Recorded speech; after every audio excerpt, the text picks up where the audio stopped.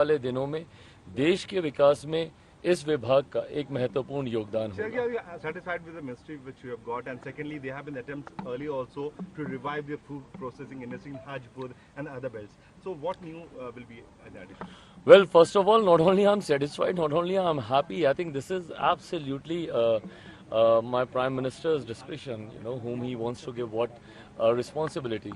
Having said that, for me, it's a huge responsibility, and definitely, I'll be fulfilling it. Yes, I'll be needing some time before I can understand and I can study the whole department, and then only I can comment in detail over these things. NDA की जो अलाय partner है, बड़ी ministries की जो expectation थी वो नहीं है, वो बीजेपी ने अपने पास रखी है, तो कोई रिसेंटमेंट तो नहीं लगा? भाई, मिनिस्ट्री ना बड़ी होती है ना छोटी होती है। मिनिस्ट्री मंत्री की काबिलियत से पहचान होती है, कौन मंत्री किस मंत्रालय को अपनी क्षमता से आगे लेकर जाता है। मुझे नहीं लगता ऐसे, उदाहरण तो मेरे घर पे ही है। मेरे नेता, मेरे पिता आदरणीय रामविलास पासवान जी ने अनेकों मंत्रालयों की जिम्मेदारी तब संभाली जब संभवतः उन्हें कोई जानता भी नहीं था, और वो जिम्मेदारी निभाने के बाद वो सो कॉल्ड बड़े मंत्रालय बन गए। ऐसे में मैं मानता हूं कि हर मंत्रालय एक बड़ा मंत्रालय होता है।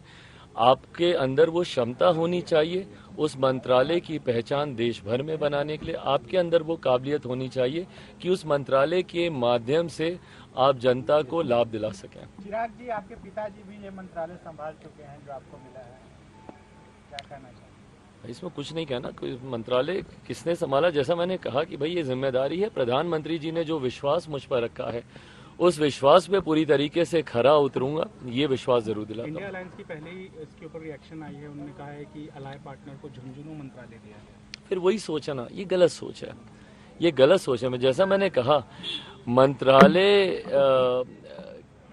की पहचान जो मंत्री हैं वो उसको किस तरीके से आगे लेकर जाते हो। मैं बार बार कहता हूं, मेरे पिताजी ने कई ऐसे मंत्रालय संभाले जो जब उनको दिए गए तो कई लोगों ने इसी तरीके की बातें उस वक्त कही जाती थी, और उस मंत्रालय से उनके जाने के बाद सबसे महत्वपूर्ण मंत्रालयों में से वो हो गया।